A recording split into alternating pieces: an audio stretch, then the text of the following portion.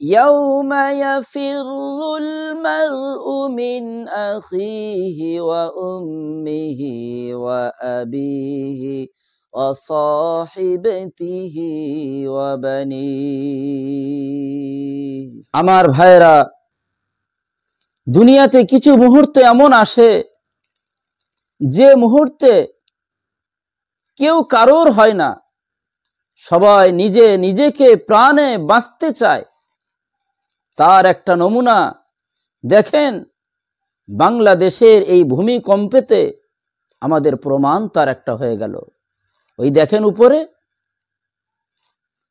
বাবা সন্তানকে ফেলে রেখে কিভাবে দৌড়ে বাইরে চলে যাচ্ছে। দেখেন, বাইরে যাওয়ার পরে সন্তানকে আবার জড়িয়ে ধরতেছে।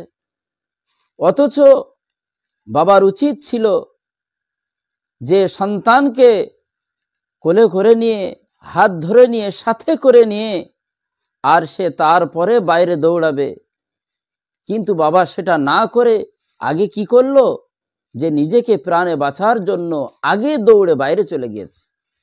বাইরে সন্তান একা দেখেন চলে এসেছে, তারপরে সন্তানকে জড়িয়ে ধরতেছে। সন্তানকে ছেড়ে বাবা প্রাণে বাঁচার জন্য পালিয়ে চলে যাচ্ছে।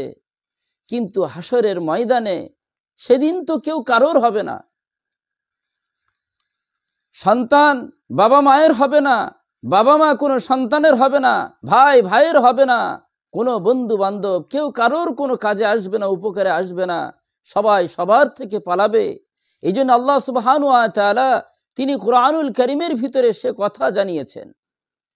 আল্লাহ রাব্বুল আলামিন বলেন, ইয়াউমা ইয়াফিরুল মারউ মিন আখিহি ওয়া উম্মিহি ওয়া আবিহি ওয়া সাহিবাতিহি ওয়া বানিহি।